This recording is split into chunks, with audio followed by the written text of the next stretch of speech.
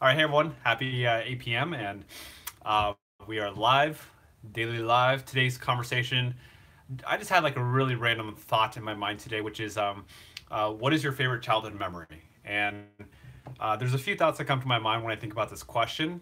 One thought is like, what if people answering this question or people who are on may not have a favorite childhood memory, or what if they didn't really have that great of a childhood? And in a way, I guess this conversation comes up to kind of be nostalgic a little bit. Like, just think about what are those awesome times that we had growing up, and kind of see like, is there anything that we could draw from our past experiences? And I don't know, did a favorite childhood experience make us who we are today? Did it contribute in any way? So I'm just kind of curious to hear from anyone who's on. I'll ask a little bit later because I think people are still hopping on right now. Um, so I guess today's conversation, like, it's a little bit more of a feel good conversation. I want to dive into what are some cool things that have happened to you in your life. Uh, hey, Kitty. Kitty says, "Hey, stinker." Hey there. Let's see. Kang Yang Yu says, "First time on the flight." Ooh, I like that. So first time going on a flight. That was an awesome memory for myself. Let's see. First time I was on a flight was when I was 5 years old, and that was definitely one of my favorite trips because it was the first time I ever was on an airplane. I went to Taiwan with my mom, so that was definitely a really cool experience. Uh, in terms of, by the way, if, for anyone who's hopping on again, I'll repeat this question a little bit later. But the question for today is, what is your favorite childhood memory? I'd love to hear more about that, and we'll dive a little bit deeper on like how that might have impacted your life in whatever it is, hopefully positive way. If not, that's okay.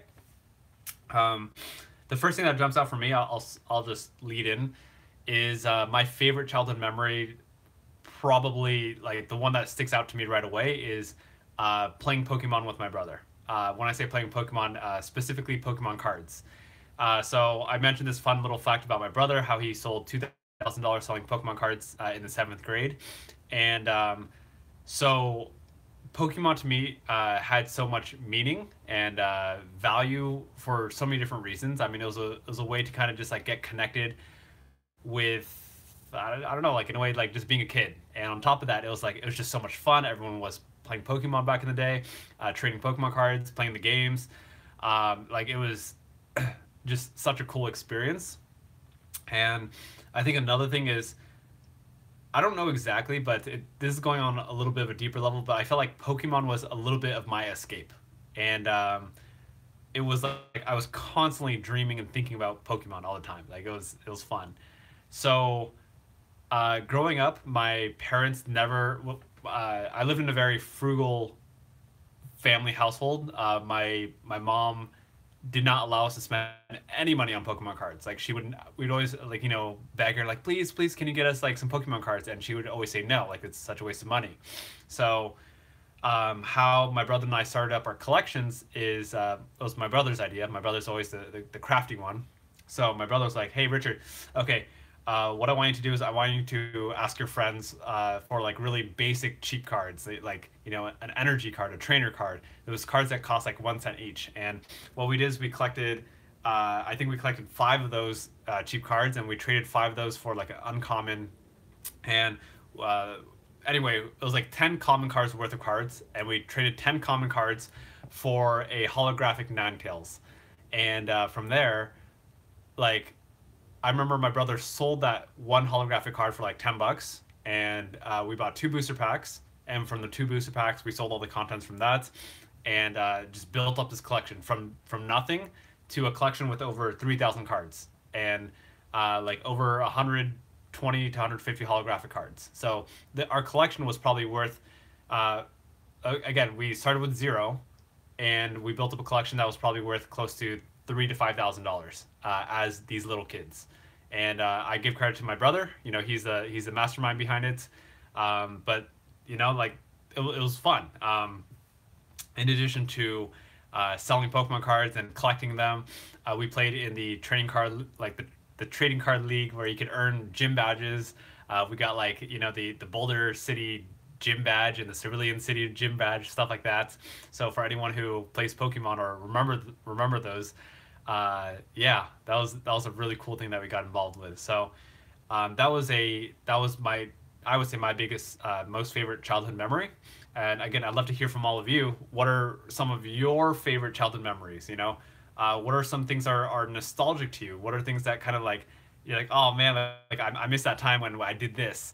Maybe you're hanging out with friends or family or a sibling, or I don't know, just doing silly things. Like I think there's so much magic there as being a kid. So I'd love to hear a little bit more about that. Let's see here. Kitty says, okay, going fishing and camping with my grandpa and my cousin. I don't like Pokemon. That's cool. It's really interesting. I feel like there's it's fun to kind of just take a step back and reflect on our childhood because time passes us by so quickly. And when we get older, it's like we tend to forget about all the incredible little things that have happened in the past, such as going fishing with our grandpa, whatever it is. Um, like it's weird. It's like we all have stories. We all like our lives, our history is all based off the stories that we remember about our past.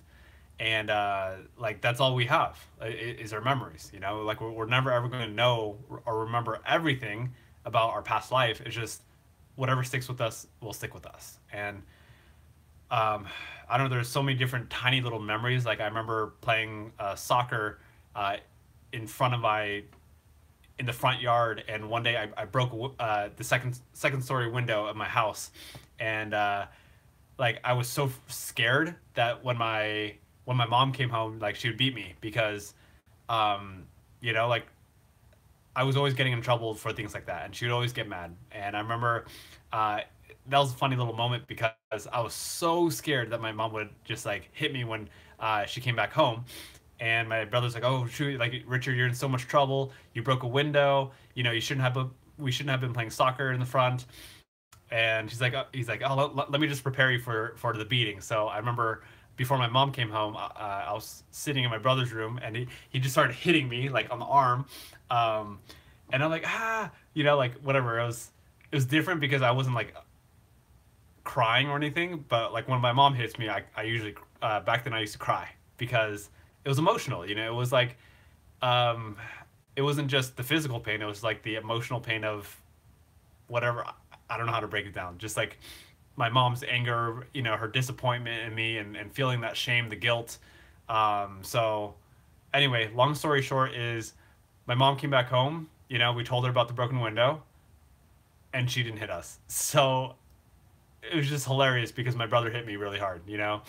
Um, Funny little side stories like that. So yeah, again, I don't want to take this whole live stream to just talk about myself. So I would love to hear your thoughts. Like, what are some of your favorite childhood memories? And shoot away. Let's talk. Let's hear about them and what made these moments special. What was it could be anything. It doesn't even have to be your number one favorite memory. It could be your number two or number three.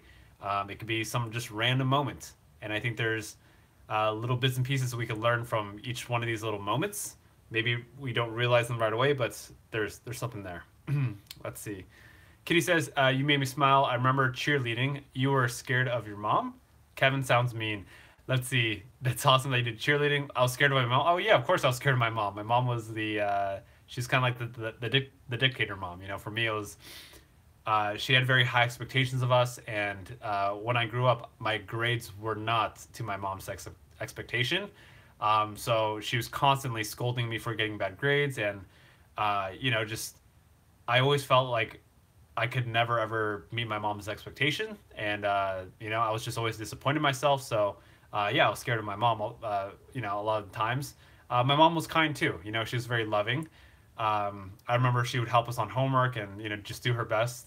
And so it was kind of like that mix. Sometimes I'd be really scared of her, and the other times I would really appreciate that she's around. So definitely grateful in that way. Yeah. So man, thinking about childhood, so many years has passed by for both yourself and myself.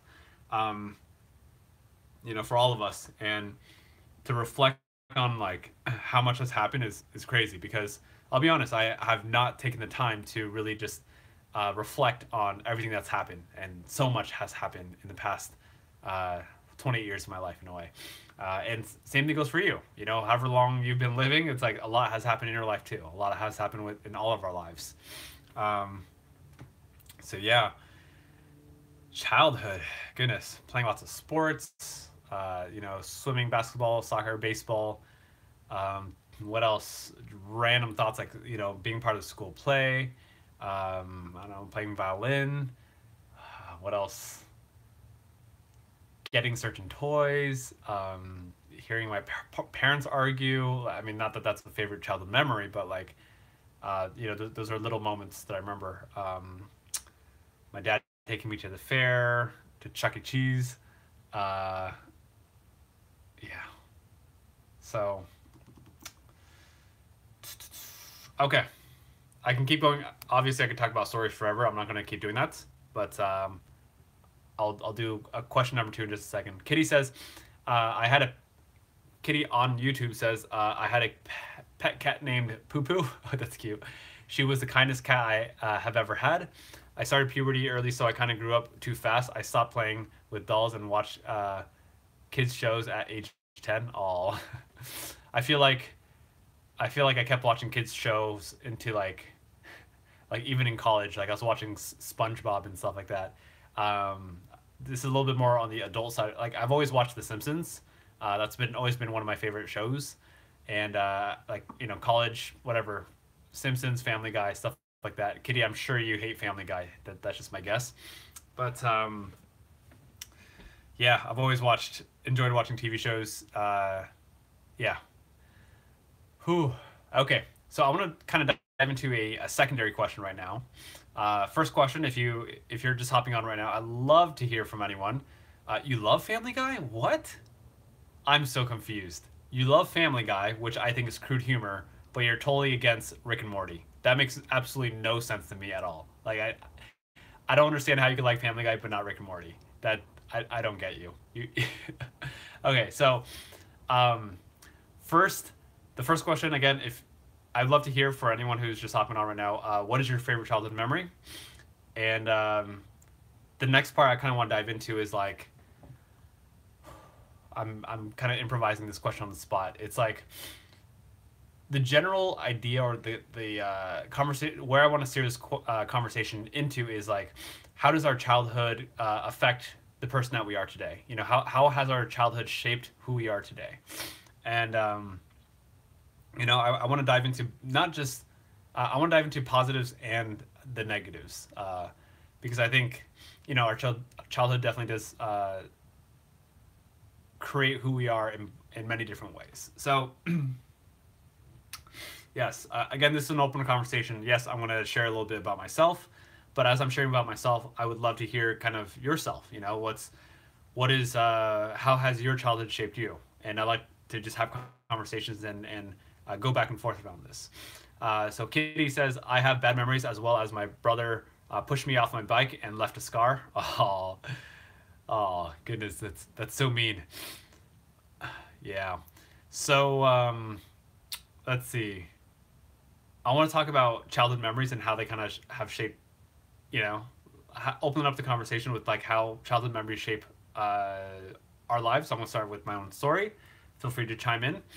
So when I think about childhood memories, I would say, let's see, I'll start with positives and I'll think about more the negative side in a way. So when I think about childhood memories, positives, how has that shaped positively? The first thing I think about is like, I feel like my mom is someone who has instilled a lot of discipline and perseverance through tough times. You know, it's like, for example, those times where I didn't want to study for my exams in schools, like my mom was always there to kind of push me, even if I was so resistant to it. And I hated it. I absolutely hated feeling forced to have to study and all that kind of stuff. But at the end of the day, I think by being pushed to, you know, be pushed to study all the time, even if I didn't want to, like that built up that resilience of doing things I didn't want to do, even if I didn't want to do them. So that's one little thing. What else? I would definitely say I'm very grateful to have an older brother and sister who have kind of paved the way. I know there's two sides of the coin. One side of the coin is watching my older brother and sister succeed made me more, definitely built up that huge standard, like built up that like they modeled the way. So I got to see how do I become successful. But on the flip side, um, it also did crush my self esteem because I constantly compared myself with my brother and sister, and that's all I knew how to do when I was younger. Um, so by not ever being able to be like my brother and sister, who were successful at seemingly everything that they did, that definitely hurt my self esteem a lot. So that's what I have to say there. Dude. I'm just processing right now. Yeah. What else? Memories. So right now, I'm like, I'm curious how relevant these conversations are. I'm thinking about one of my childhood best friends. His name is Garrett, and I used to hang out with him at his house. His parents were essentially like my second parents, and I'm just kind of reflecting back, like how much did that impact my life? And I think that did have a decent impact on my life. And I think about things like just seeing his my best friend's parents' relationships at the time. Like it was so different from my parents' relationship. When I saw them, they were very loving. I saw they had like a really good relationship, and my parents' relationship is different from that. They have their challenges and stuff like that. So to be able to experience, a second set of parents who seem to have whatever their life together and their marriage together, stuff like that, was a great perspective. On top of that, I noticed my friend Garrett, his dad like was a very strong, male role model in a way.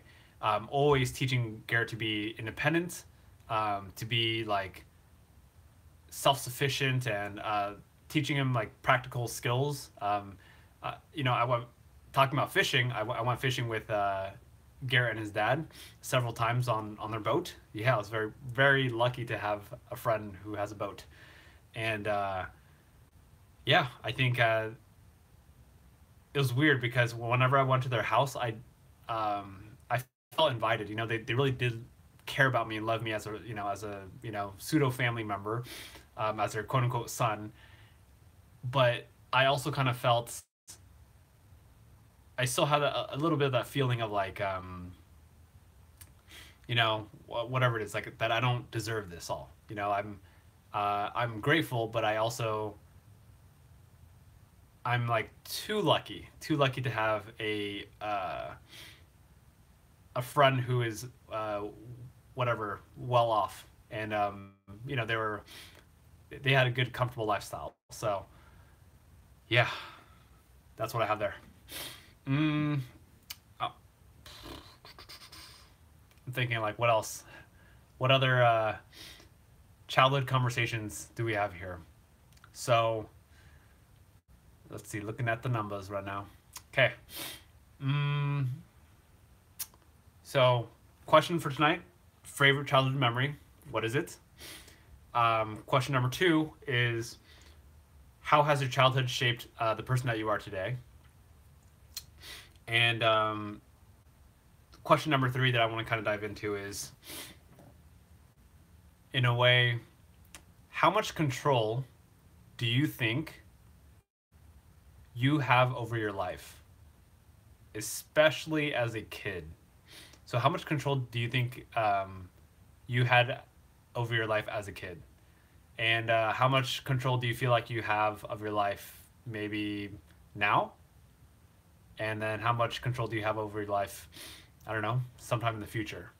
So I'm gonna go ahead and answer these questions. And this is probably, I'm gonna keep this live a little bit shorter tonight, and end on these 3 questions. So how much control do we have as a kid? How much control do we have in this present moment? And how much control do we think we have, in the future, moving forward?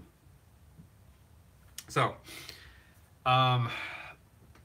this is one of those trick questions that I don't even know if I have an answer to it. So let's just roll with it.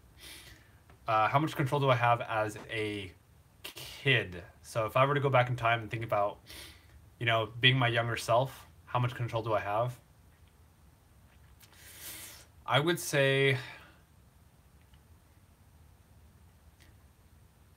this is a tricky question to answer because I believe we only have as much control as we believe we have control.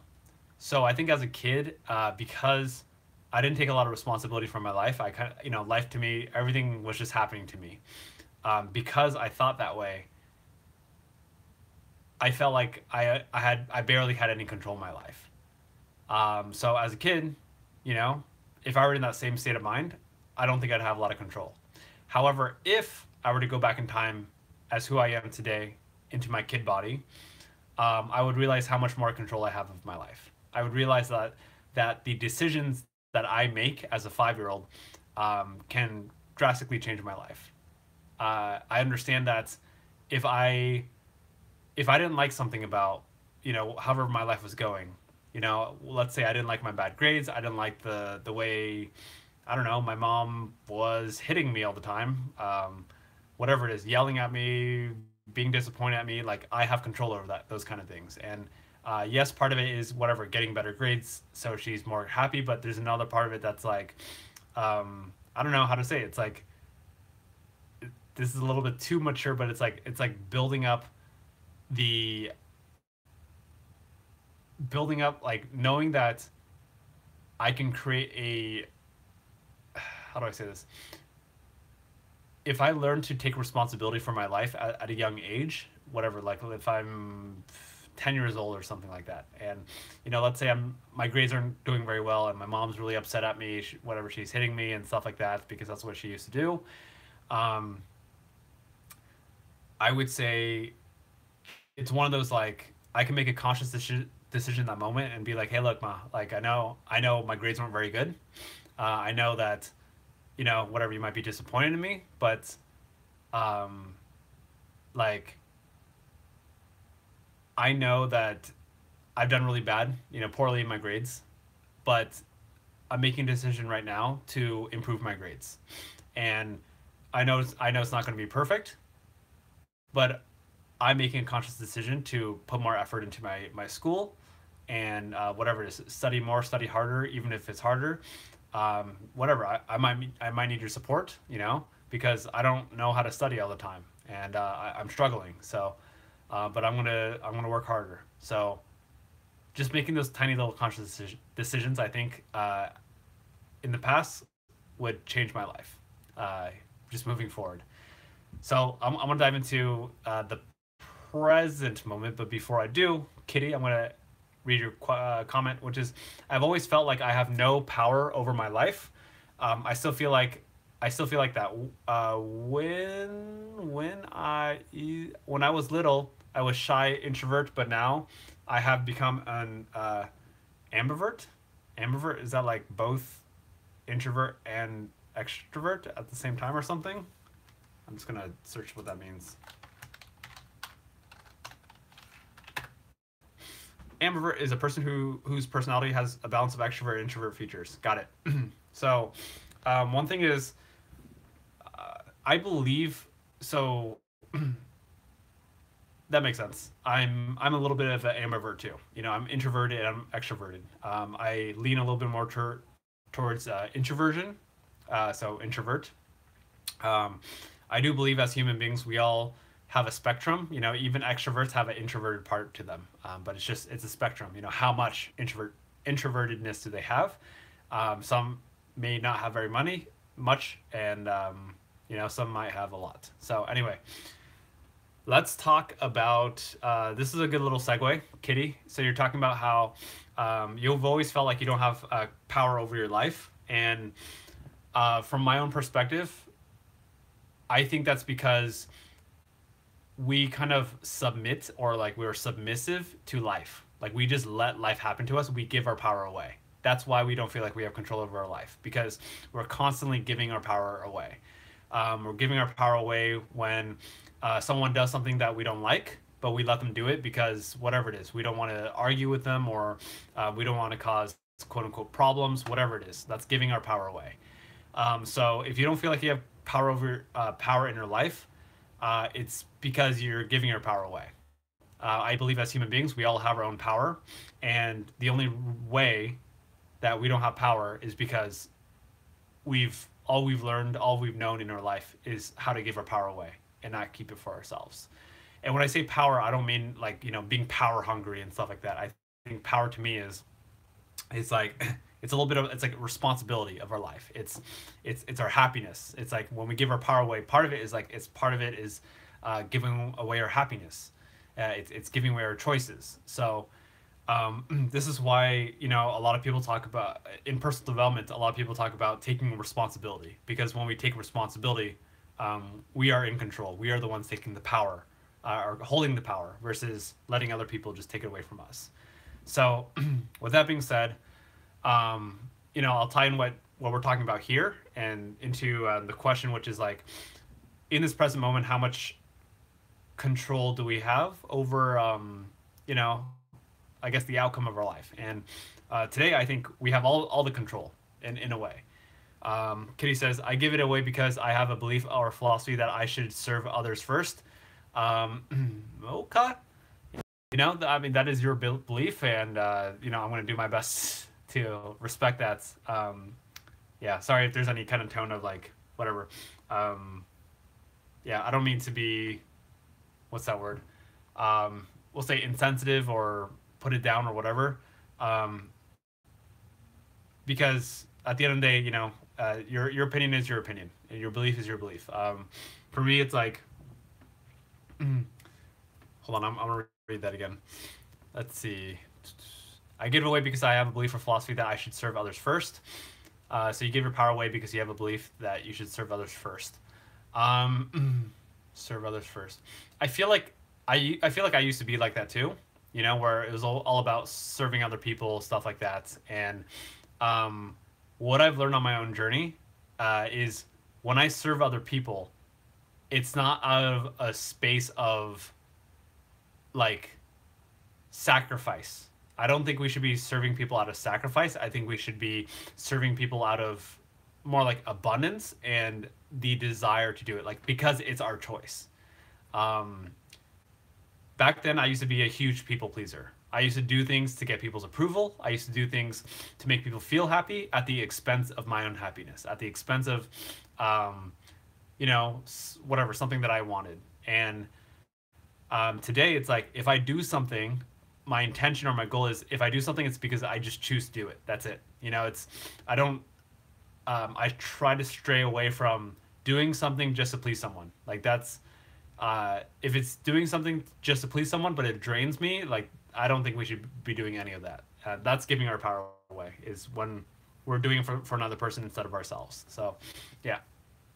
I think serving others is perfectly fine as long as it's coming from a place of, I would say, abundance, or, just because we want to. That's it. Yeah. Let's see here. I kind of feel misunderstood. Do you understand me? Because no one here does. Let's see. I feel like I understand you, but then again, I don't know. I also can't say that it's hard for me to say I do or I don't, because I don't know the details or the specifics of everything that you're going through. Do people understand you? If you say, there are most definitely people who understand you. Why? Because as human beings, we all have what I call the human experience, which is we all go through our own challenges and struggles and things like that. So our challenges are very relatable. I think when people are younger, especially students, they have a hard time being aware of, whatever other people and how they feel, empathizing. And I think as people get older and as they mature, they're able to learn to empathize more and understand people's struggles, and because like, oh shoot, like I went through the same exact thing or something very similar to it, so I understand how you feel. It's just one of those skills that empathy is just one of those skills that we develop with practice and time. Let's see, Richard De La Fuente, good to see you on, brother. I just want to say hello. I feel like you were on yesterday, you mentioned something, and I feel like either I address it quickly or I missed it or something like that. So if I did, sorry about that. But good to see you on, and yeah, let me know if you got any questions. Kitty says, "Wait, no one understands me here. People do not realize why I do the things I do." Um, let's see, Kitty, no one understands you. I kind of want to say so. The thought that comes to my mind right now is when you say no one understands you, um, part of it, part of me feels like part of the reason why no one understands you is because you don't let people understand you. Like you put your walls up, and this is a little bit more of a guess. Let me know if it resonates with you or if it doesn't resonate with you. My guess is like in a way, you don't let people understand you. You put your walls up, and um, you just, it's almost like part of you feels good about people not understanding you. Like it becomes a little bit of a story, like it's like feel sympathy for me because no one understands me. Like that's why you kind of tell yourself. Sorry if that was a little bit whatever straightforward / aggressive of an opinion. Um, yeah, but hope that was supportive, and let me know if that resonates with you in any way. By the way, I'm not saying you're 100% like that. I appreciate how much you open up, during these live streams, and please don't feel like I'm attacking you if that makes any sense. Kitty says another thing I have been noticing is that I bottle up my emotions, pretend to be happy, then cry when no one is looking. I feel like it's a very human thing to do, and I do believe there are better solutions for that. That's something that I used to do. It's very human. Human because we're afraid. We're afraid to be vulnerable. We're afraid to have people see the parts about us, the ugly parts about ourselves that we don't want people to see. So if you're feeling that kind of like, I don't know. I feel like if you're feeling that kind of like you're trying to hide yourself, put on a mask of happiness. I feel like all humans put on masks. Like we all try to disguise ourselves as something else that we want people to believe that we are. And do I have a mask? Obviously, my intention is to not have a mask because I want to be authentic and vulnerable. But I do believe, to some extent, yes, I have a mask too. Do all people have masks? I think to some extent, people have masks. So I think it's called ego. And I don't mean ego in a bad way. I mean ego as in like this. How do I say this? It's like this ego conscious. Ego is kind of like this. Ego is a part of our mind that recognizes that we are a whatever individual being or something like that. Yeah. Yeah. So wrapping back up with that, actually, I'll just read your comment. Kitty says, actually, I feel like I do not easily trust people. For some odd reason, I trust you. You're actually the only one who knows about my habit. I would also, I don't know, there's a lot of different pieces here. So if you don't easily trust people, that's very understandable. I think usually from my experience, if we don't trust people, it's because we grew up in an environment that it was hard to trust people, where people broke our trust, or people were not supportive to us. So that's part of the reasons why we would not trust people is because, people would either lie, cheat, anything to break trust, or we never felt like they cared enough about us, type of thing. So I think that's kind of the reasons why when we don't trust people. You say you trust me. I appreciate that, and I'm grateful that I am someone that you trust. That's a privilege, and yeah, I continue to. I don't know how to say it. Like I'm just here. That's all. I'm just here. I'm not here to try to earn your trust. I'm just here to just be, and be here to support. And I'm grateful that you're on here, connecting with me, Kitty. And yeah, I'm just gonna keep doing these. That's all. And I hope in the process of just catching me on these chats that you just continue to find yourself and to build up that self confidence and you know with push you'll get there. It does take action though. You know, action. I feel like action is one of the biggest pieces people miss all the time. Is they think learning about things or whatever it is, like whatever process there is, like here's this is not 100% true, but I think it's a good mentality to have. And that mentality to have is there is no secret formula to building confidence. You know, there is no secret formula to getting better, to building your self-esteem. The secret the secret formula is action. It's like it's putting in the work.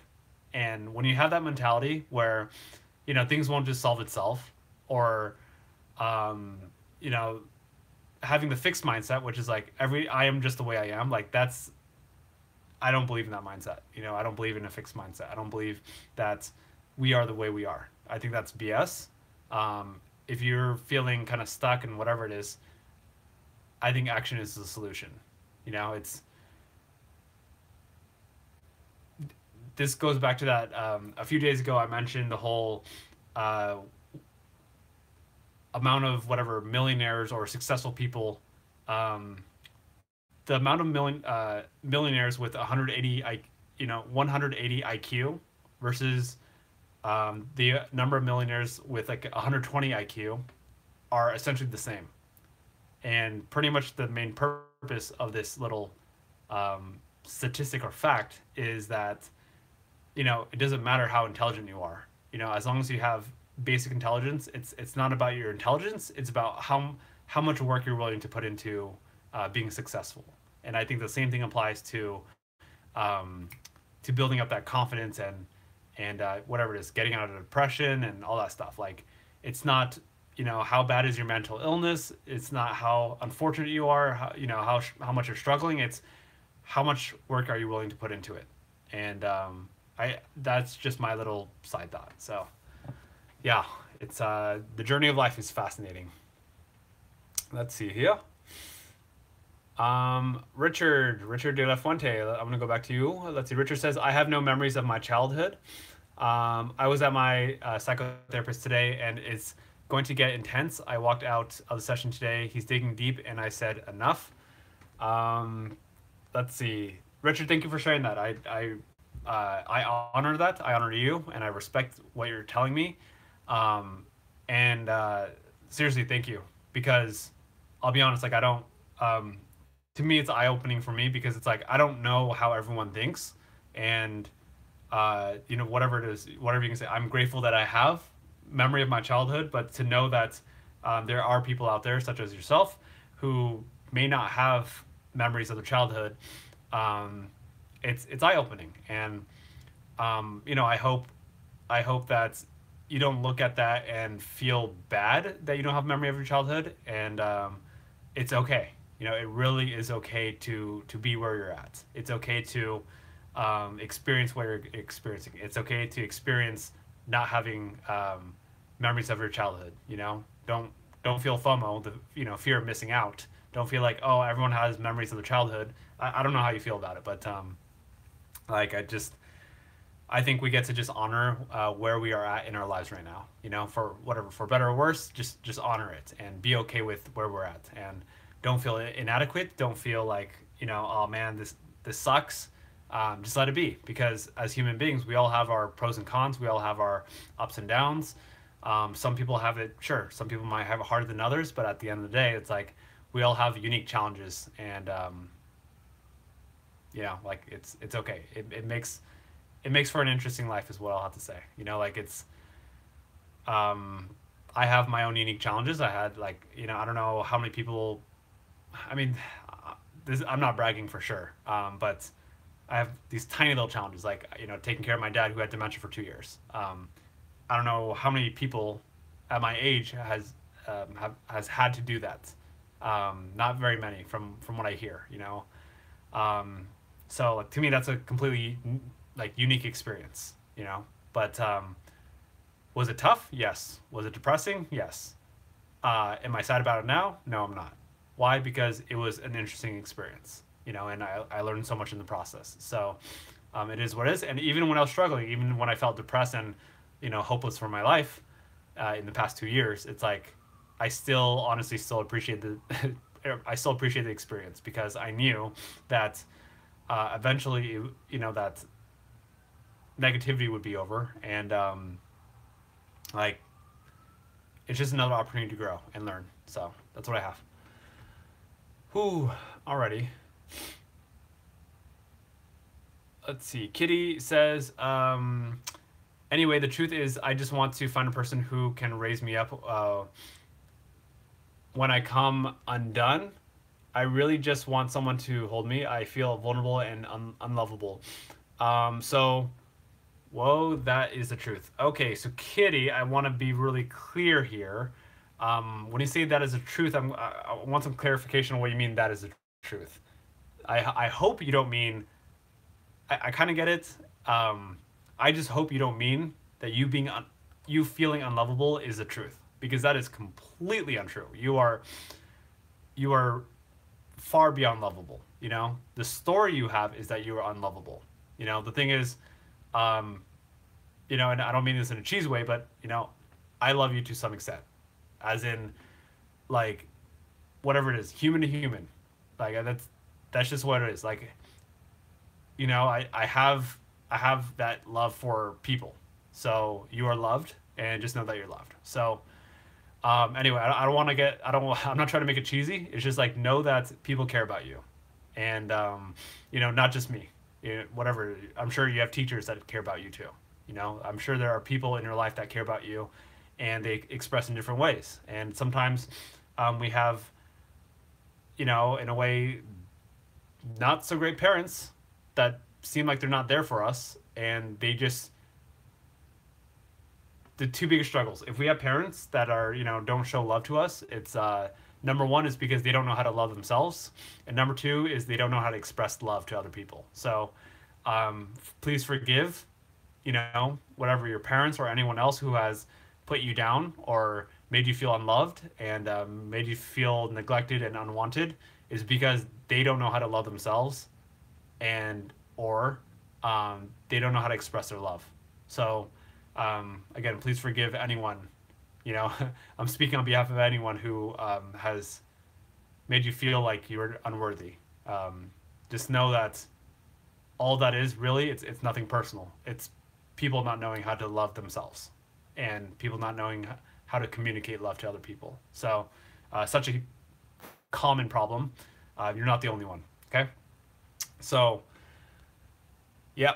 So just be mindful, I guess in general, I would say just be mindful of the stories that you tell yourself, because I think in our mind sometimes our stories seem so realistic to us that we believe they are the truth. We believe that we are unlovable. We believe that we're not capable, that we're unworthy, we're worthless, useless. These are just stories. And like we can't think our way out of our own thinking. So if we think a certain way, we're going to believe it. It becomes our truth until we make a conscious decision to change our story, to change the way we look at things. And that's what I'm learning in my life. It's like there's so many stories we constantly have, and sometimes it's so like, it's like Inception. It's like sometimes we feel like if we just think about the story and we just change the words, like, okay, for example, let's say for me it's maybe a story that I'm having is something like, man, I wish I was a better speaker. I wish I could be as cool as, this person over here. And it's a story. It's a story that, like, oh man, I don't think I could do this. It's just a story. So what if I just changed it to, you know what? Whatever. I am a fantastic speaker who can connect with people and blah, blah, blah, blah. But sometimes change, this is, as I'm speaking, this is a little bit Inception here. So you gotta like pay attention and really listen close here. So sometimes just saying those positive things is not enough. That positive, like, you know what, I could do it. I'm the world's best speaker, blah, blah, blah. And I think part of, it's not just about saying it. I think what really creates that change, that transformation within us, from going from that negative thought to that positive thought, is it's almost like a radical shift. It's like this, like, you know what? I'm not just gonna say I'm the world's best speaker. I'm actually going to do something about it. I'm going to push myself in a way I've never pushed myself before. And I think that's the only way we can ultimately change, is like when we do something that is completely different and it's super uncomfortable. Because if you don't feel uncomfortable, chances are it's just talk. You know, it's still within our comfort zone. But once we push ourselves into that discomfort zone, I think that's when you know you're growing, is when you feel uncomfortable. When you feel uncomfortable, it means that you're in a place that you've never ever been before, and you're growing. So pain equals growth is kind of the summary. Pain equals growth. Quick little example. This is one reason why, for me personally, I enjoy running on the treadmill, because the treadmill, I was on the treadmill today, and it's such like a perfect tool for awareness. So today I went for a 20-minute run, and you know, I was like, okay, at first I'm like, I didn't really care what pace I went by. So I went at like a slower pace. I'm like, you know what? This is 20 minutes. 20 minutes for me like is short. So I'm like, let me push myself a little bit more. And I pushed myself a little bit more. And you know, I didn't really feel like running very fast today, so I didn't choose to run very fast. But then once I hit 12 out of 20 minutes, at the 12-minute mark, I was like, Richard, you're running 20 minutes, you know? Like, you should be running even faster than that pace. So I just push the dial higher, you know? And for the first 2 minutes, like between minutes 12 and 14, I was like, okay, I could do this. Once it started hitting like minute 15, 16, 17, I'm just like, I want to slow down. Like I'm tired. You know, like my body's just like, I was breathing really heavy. I was like, you know, like I just want to stop. And I realized in that moment, you know, the question I asked myself is, what's the worst that can happen if I just keep running at this pace, at this super uncomfortable pace? The worst that can happen is I'm tired and I'm out of breath. You know, like I knew I wasn't gonna get a heart attack or whatever it is. So that wasn't a question. I was just like, so I had two options. I could have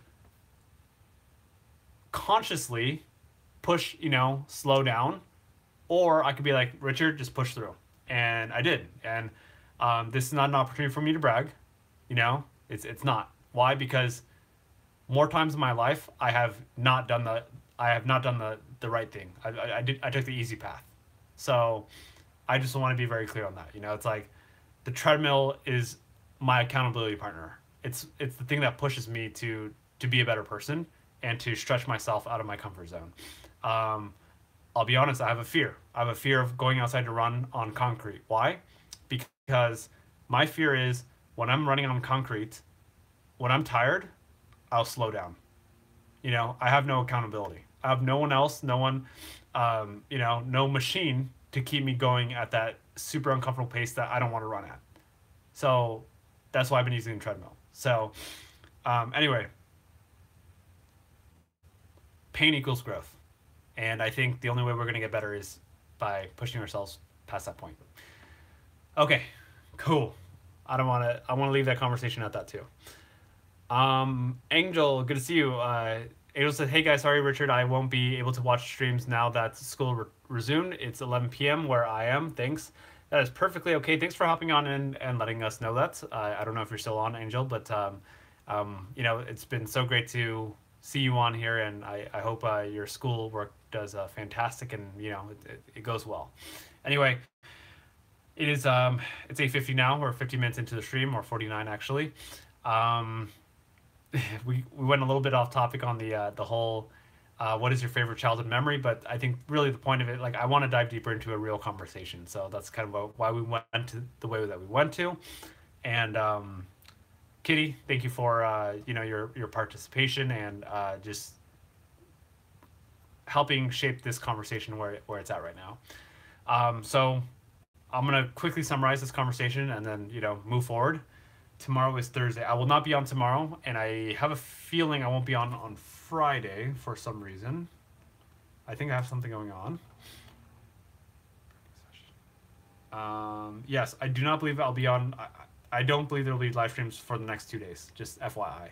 But anyway, I'm gonna wrap up real quick. Number one favorite childhood memory: Pokemon. Playing Pokemon cards. I mentioned some other things, but like some other memories, playing sports, stuff like that. Number two question was, how does our childhood affect our our life today?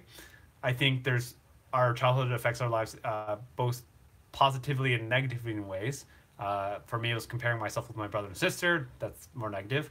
Positively, on same exact situation, my brother and sister also guided and inspired me towards pushing myself to have higher expectations for myself. So that's definitely helped in my success today. So I get to be grateful for that. And question set number 3 is, how much control do we have over our life as a kid, in the present moment and in the future? As a kid, I think we only have as much power as awareness as we have. So if we're not aware of how much power we have over our lives, and we just we just become a victim to our circumstances versus taking responsibility, we don't have a lot of power. But if we take responsibility for our life, if we start to realize how much impact we can have, then we have a lot of control over our life. Same thing applies for the present moment. In this moment, if you don't feel like you have control over your life, it's because you're giving your power away. So if you want control over your life, start taking ownership of your life, take responsibility for everything that happens in your life, and start taking action. Action is huge. Action is like the number one thing. Watching videos, nothing's going to trump action. Action cures procrastination. Action cures insecurities, doubts. Action cures everything, really. That's kind of my little bit of my opinion. Okay. I'm just going to leave it at that. I think that's a good place to stop. Okay. Katie, again, thanks for the interaction, and have a good night as well, everyone. Thank you so much for hopping on. I will not be on tomorrow, which is Thursday. Today's Wednesday. I will not be on Thursday. I will not be on Friday, but I will be on Saturday. Okay. So I'll be on in 3 more days. Okay. Have a good night. If you have any questions, feel free to shoot me a message. Okay. Good night, everyone. Bye-bye.